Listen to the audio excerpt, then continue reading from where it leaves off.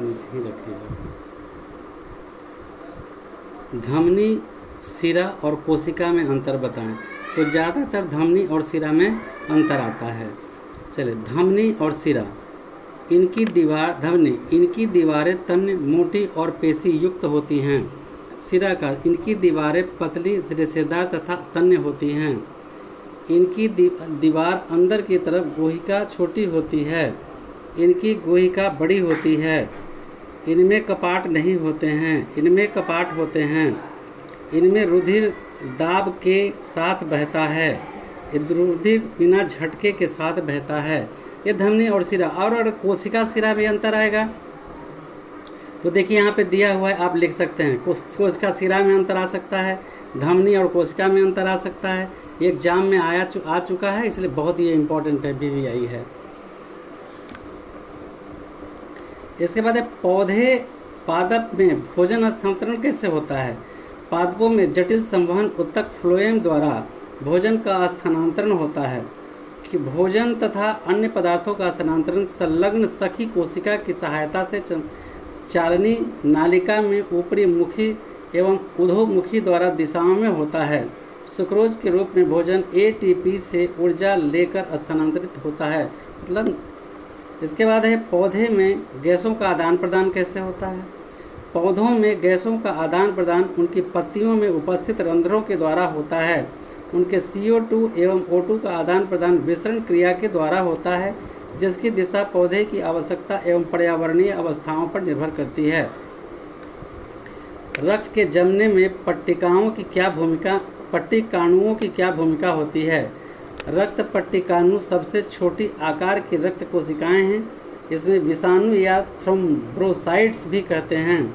ये अस्थि मज्जा के मेगाकैरियोसाइट्स द्वारा निर्मित होते हैं। ये रक्त को थक्का बनाने में मदद करते हैं। किण्वन किस प्रकार का श्वसन होता है, कहाँ होता है। आंसर, किण्वन एक प्रकार का अवायवीय श्वसन है जिसमें यीस्ट द्वारा पायरुवेट को एथेनॉल एवं कार्बन डाइऑक्साइड में परिवर्तित कर देता है।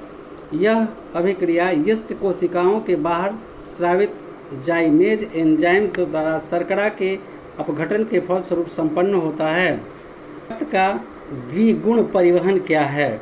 द्विगुण संचरण का संबंध रक्त परिवहन से है।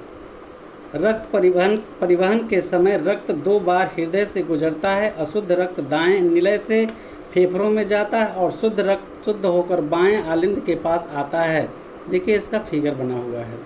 शुद्ध होने के बाद रक्त बायां निलय से पूरे शरीर में जाता है और फिर अशुद्ध होकर बायां आलिंद से प्रवेश कर जाता है।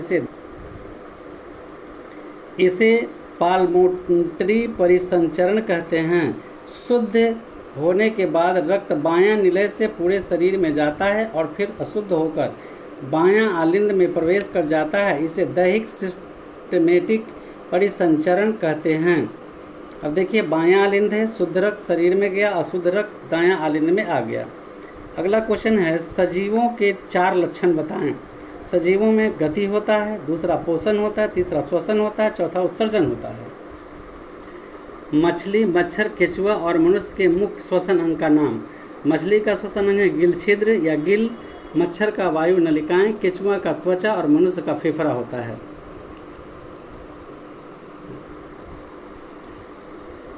क्वेश्चन है, अमीबा में पोषण की प्रक्रिया को चित्र के साथ समझाएं। देखिए ये अमीबा बना हुआ है। अमीबा सूक्ष्म जीवों को अपना भोजन बनाता है तथा सूक्ष्म पौधों को भी अपना भोजन बनाता है जो जल में तैरते रहते हैं। इसका भोजन ग्रहण करने का तरीका होलोजोइक है। यह पादाभ बनकर अपना शिकार पकड़ता है। देखिए ये अमीबा के बारे में दिया हुआ है।